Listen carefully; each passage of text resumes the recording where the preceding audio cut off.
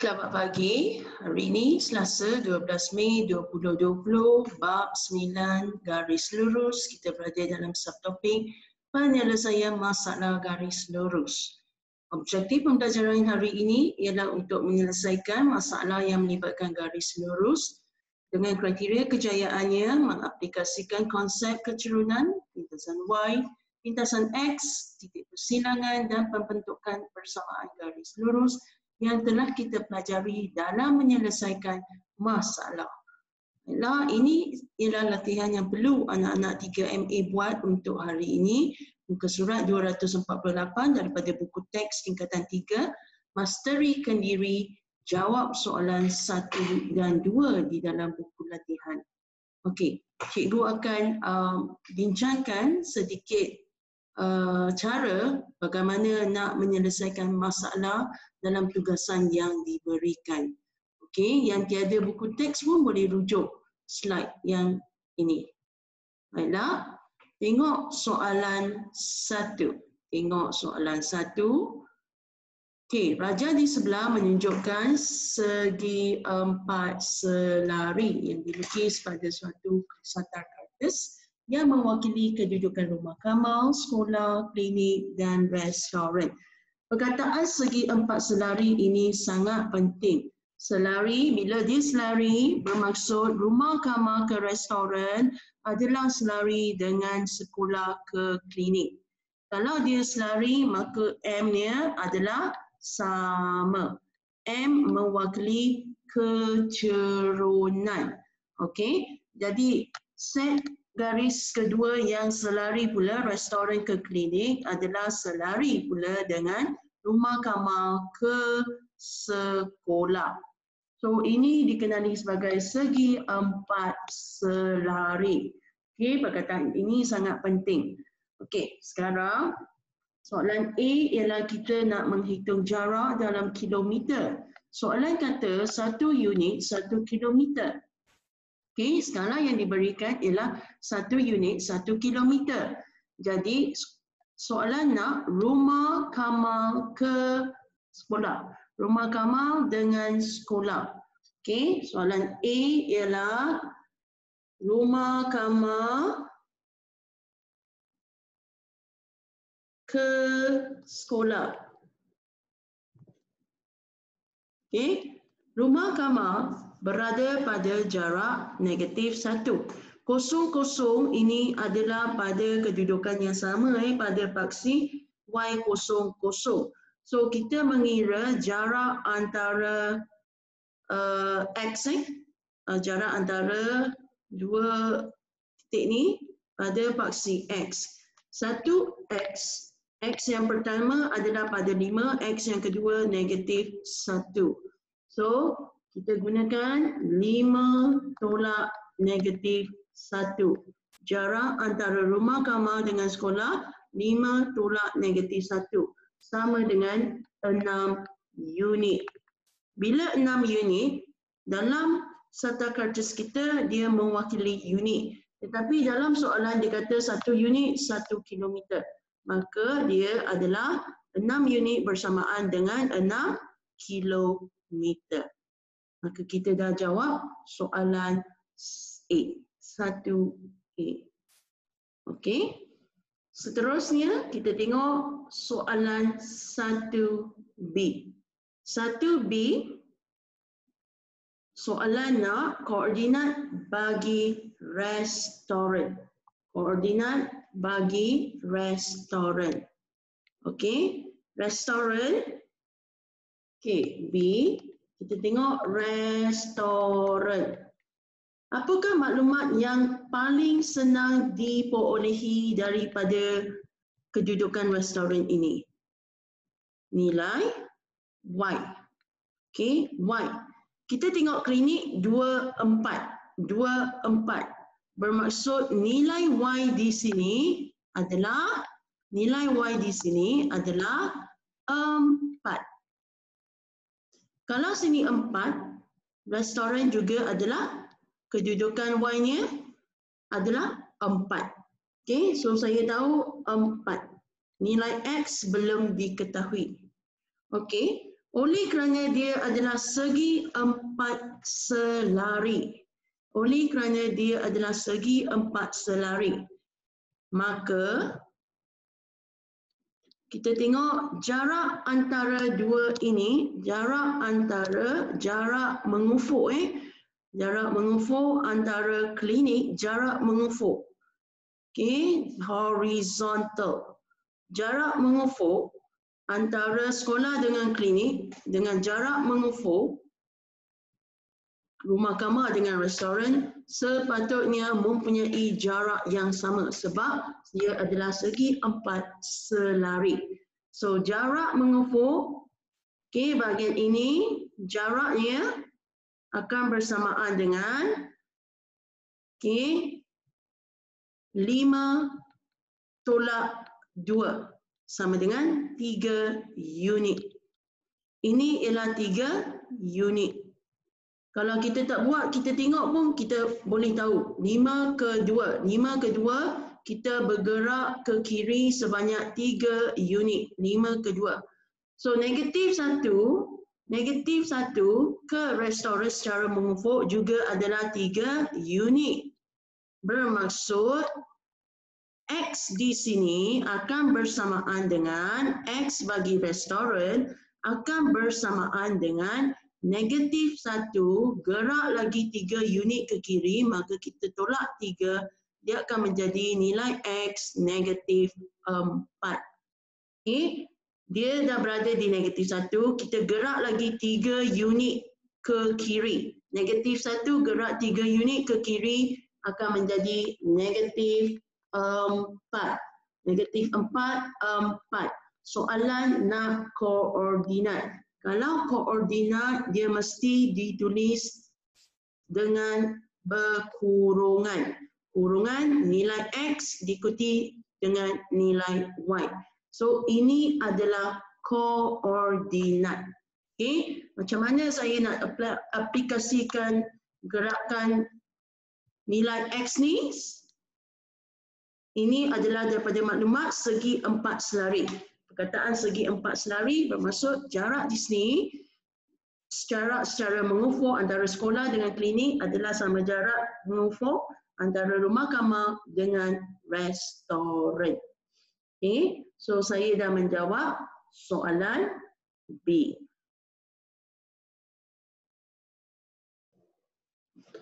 Baiklah, kita sekarang berada di soalan C.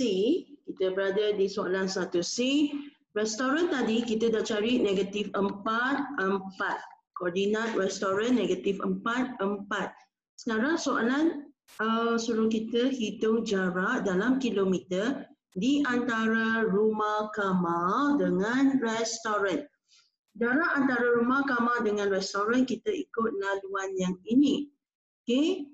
Jadi untuk tahu jarak antara rumah dengan restoran, okay, katakan kita labelkan dengan nilai A lah. A. Katakan saya label dengan nilai A. Tadi kita dah cari, ini ialah satu segitiga bersudut tegak. Kita dah cari jarak mengufuk ini adalah 3 unit. Okay. Kalau jarak mencancang 0/4, 0/4, jarak di sini ialah 4 unit. Okay. Jarak mencancang 4 unit, jarak mengufuk 3 unit. Sekarang restoran, rumah kamar ke restoran. Saya labelkan nilai A. So apakah konsep yang perlu kita gunakan? Okay. Konsep yang kita perlu gunakan ialah konsep teorem Pythagoras. Teorem Pythagoras. Okay. Jadi rumah kamar ke restoran. Kita gunakan teorem Pythagoras. Katakan A sama dengan 4/2 tambah 3/2. Puncakan. Saya mengambil kira jarak mencancang dengan jarak mengufuk. Okay, antara dua titik ini. So, saya akan dapat 25 puncakan saya akan dapat 5 unit. 5 unit juga bersamaan dengan 5 kilometer. Soalan bertanya tentang kilometer. So saya kena jawab dalam kilometer. 5 kilometer. Sebab soalan memberi kita 1 unit bersamaan dengan 1 kilometer.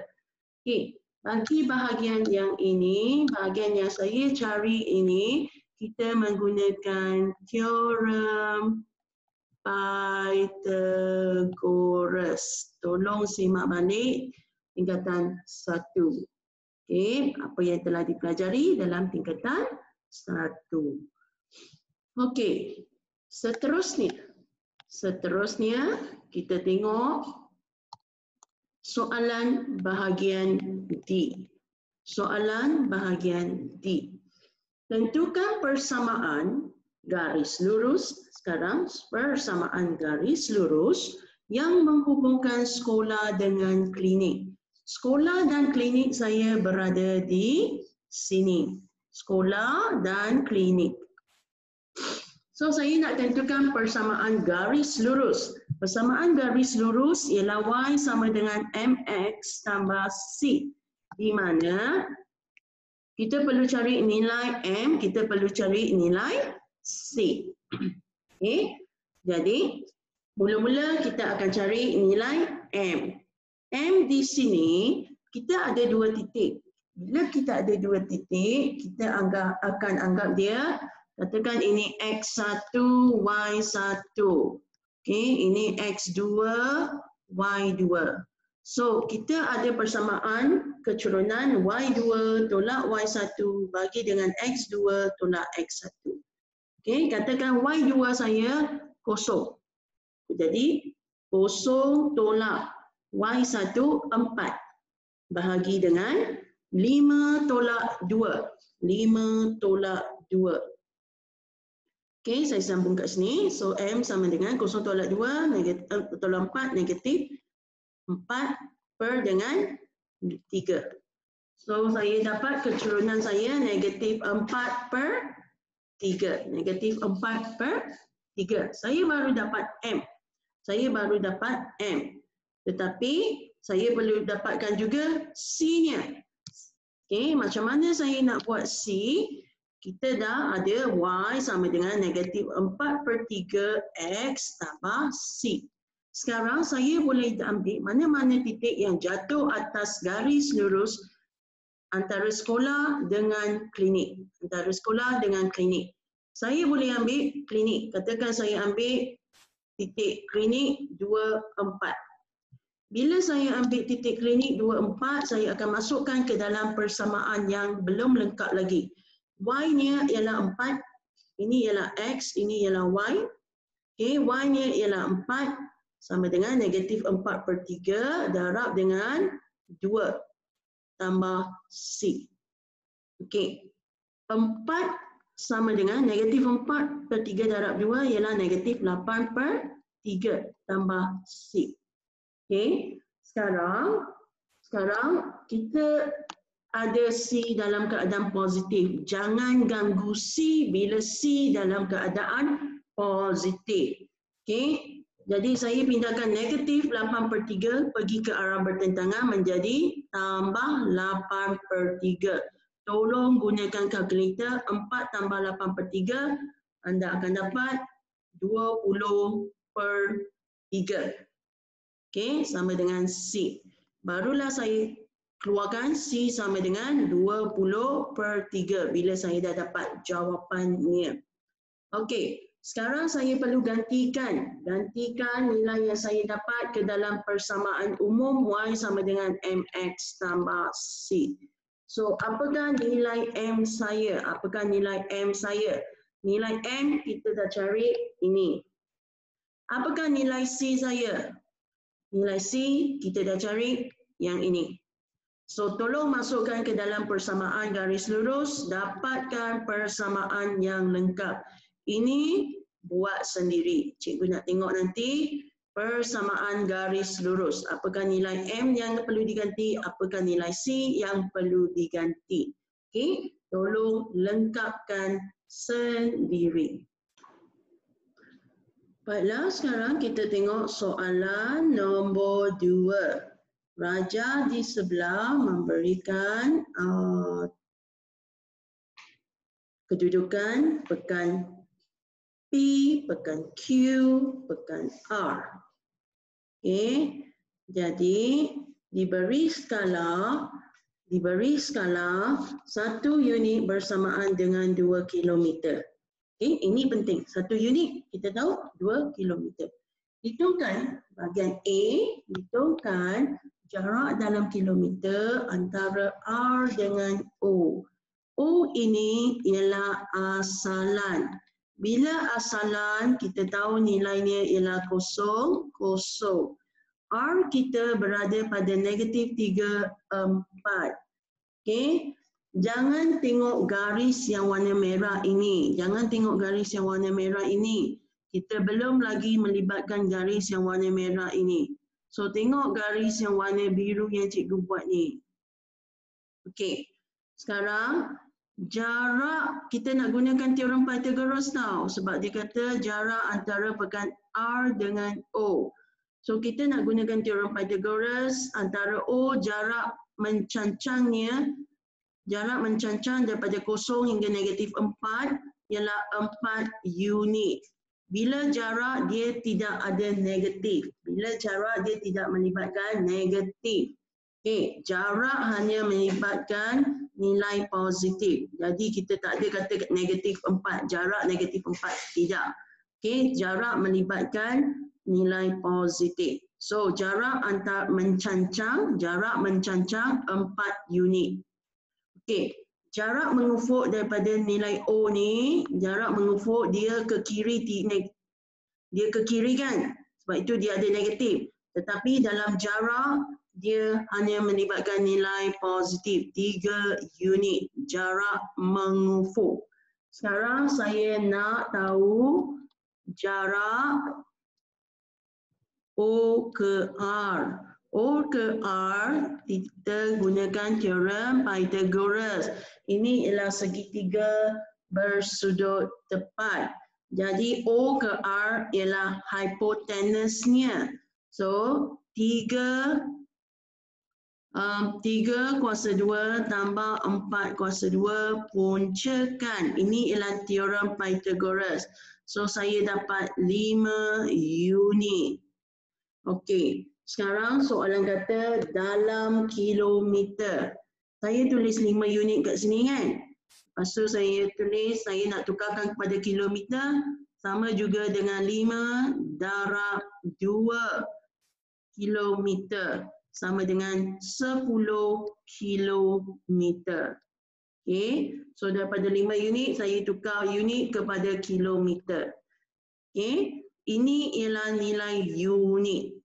3 kuasa 2 tambah 4 kuasa 2 puncakan saya dapat 5 unit. Tetapi dalam soalan dia kata 1 unit sama dengan 2 kilometer. Kalau saya ada 5 darab 2 bersamaan dengan 10 kilometer. Okey, difaham ya?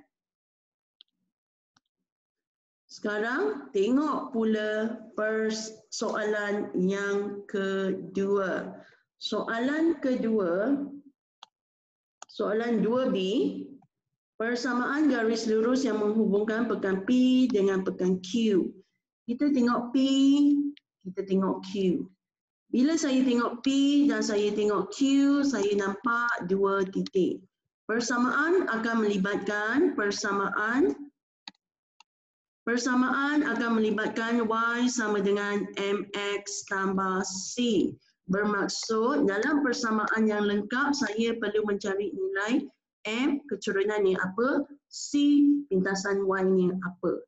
Oleh kerana saya ada 2 titik pada P dan Q, saya kena gunakan persamaan untuk M ni, saya kena gunakan Y2 tolak Y1 per X2 tolak X1. Okey, katakan saya labelkan ini sebagai X1, Y1, ini sebagai X2, Y2. Okey, so saya masukkan ke dalam persamaan saya lah. Okey. Jadi saya akan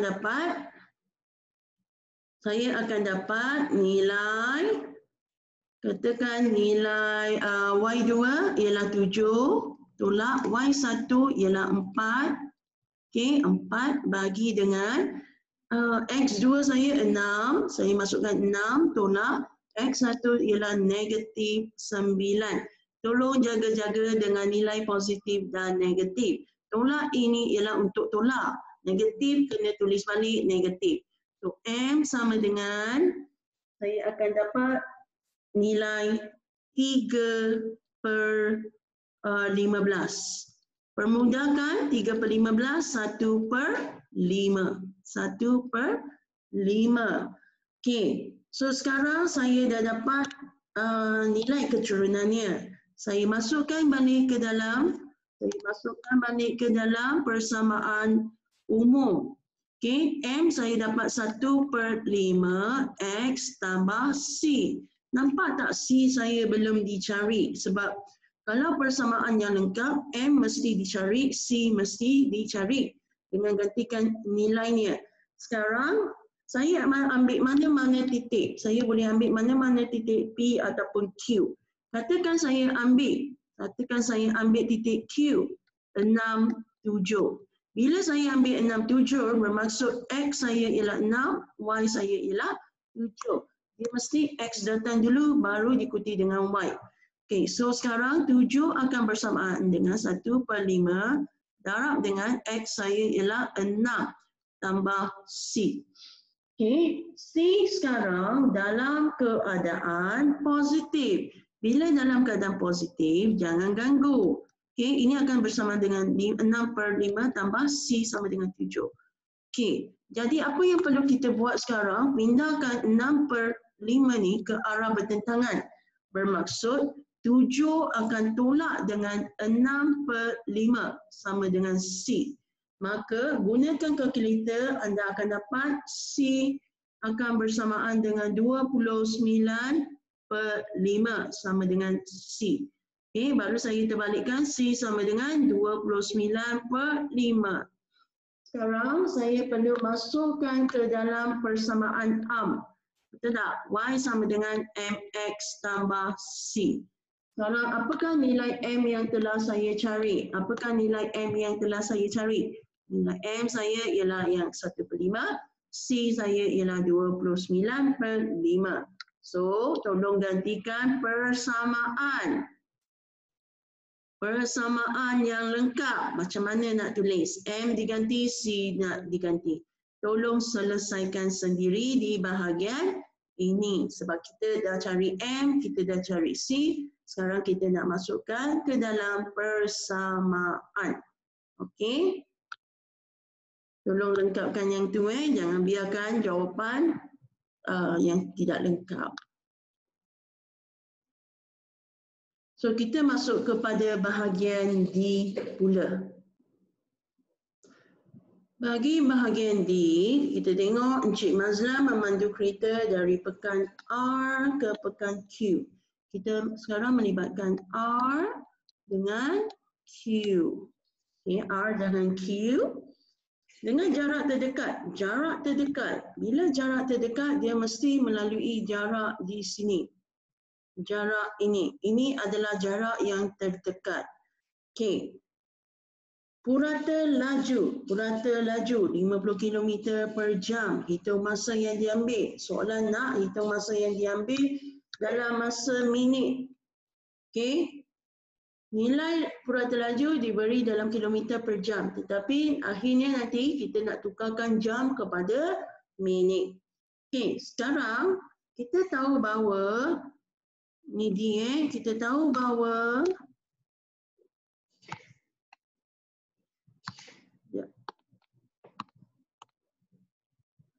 okey, kita tahu bahawa jarak ini kita tahu bahawa laju purata laju akan bersamaan dengan jumlah jarak bagi jumlah masa. Jumlah jarak bahagi dengan jumlah masa. Purata laju jumlah jarak bagi dengan jumlah masa. Sekarang jarak saya tak tahu tapi boleh dicari ya. Jarak pekan P ke Q. Ini kita simpan dulu. Purata laju ni kita simpan dulu. Okey. Jarak R ke Q. Sorry, R ke Q. R ke Q akan bersamaan dengan ini kita perlu gunakan teorem Pythagoras. Kita perlu cari jarak mencancang dengan jarak mengufuk. Okey, sekarang kita kira jarak mengufuk. Jarak mengufuk negatif 3 pergi kepada 6. Negatif 3 pergi kepada 6 ialah 9 unit. 9 unit. Macam mana kita nak dapat? Kita gunakan 6 tolak negatif 3. Sama dengan 9 unit. Okey, dan ingat jarak mesti dalam keadaan positif. Okey, kita tengok jarak mencancang pula. Bila jarak mencancang kita tengok nilai Y-nya. Okey, 7 tolak negatif 4. Jarak mencancang akan sama dengan 11 unit. Sekarang tengok, ini ialah segitiga bersudut tegak. Bila bersudut tegak, bahagian jarak R ke Q ialah hipotenusnya. Yang bertentangan dengan 90 darjah ini adalah hipotenusnya. Jadi apabila kita nak mencari nilai RQ, kita akan ambil 11 kuasa 2 tambah 9 kuasa 2 puncakan jawapan. Okey, puncakan jawapan. So kita akan dapat 14.213 unit. Okey, bila kita nak menukarkan unit kepada kilometer, ingat soalan memberi 1 unit 2 kilometer. So sekarang saya nak tukarkan kepada kilometer 14.213 darab 2 kilometer. So saya akan dapat 28.426 kilometer. Okey, selepas saya dapat nilai kilometer, barulah saya balik kepada formula purata laju sama dengan jumlah jarak bagi jumlah masa. So sekarang purata laju saya, okay, saya padam dulu. Okay, saya masukkan nilai terus. Purata laju saya, soalan beri purata laju 50. Saya letak 50.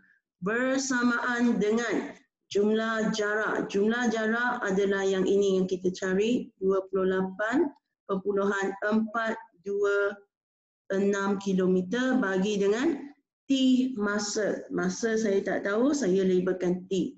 So, bahagi bawa ke arah bertentangan, dia akan menjadi darab. Darab akan turun jadi bahagi. So, T akan sama dengan 28.426 bahagi dengan 50. So, T sekarang saya dapat berapa? Bila bahagikan, kita akan dapat 0.56 852 jam. Katakan saya letak 1, 2, 3, 4, 5 dulu. 5 tempat perpuluhan dulu. Tak ada masalah. Tapi kalau letak kurang, nanti ketepatannya lari. Kalau kita letak lebih, tak ada masalah. Sebab ini belum lagi jawapan akhir saya. Jawapan akhir saya, walaupun saya dah dapat T sama dengan 0.568552 jam, tetapi soalan nak dalam bentuk minit. Masa dalam minit akan bersamaan dengan 0.568552. 1 jam bersamaan dengan berapa minit? Dengan 60 minit. Darab 60. Okey, so saya akan dapat berapa minit? Berapa minit? Tolong cari. Okey, saya nak masa dalam minit. Saya nak masa dalam minit. Dah dapat jam, saya darab dengan 60. Saya darab dengan 60. Jangan terus darab 60 dekat bahagian ni. Kita kena tulis pada baris yang berikutnya. Kita nak tukarkan ke dalam bentuk minit. So, tolong cari jawapan akhir dalam bentuk minit. Ini ialah jam. Soalan nak dalam bentuk minit. Okey, soalan penyelesaian masalah agak rumit sikit, tetapi tak semestinya tak boleh jawab. Baca perlahan-lahan, fahamkan soalan, nanti mesti boleh jawab. Baiklah, itu saja untuk hari ini. Selamat berpuasa, selamat belajar dan jaga kesihatan. Jangan lupa tugasan anda, soalan 1 dan 2 kena lengkapkan.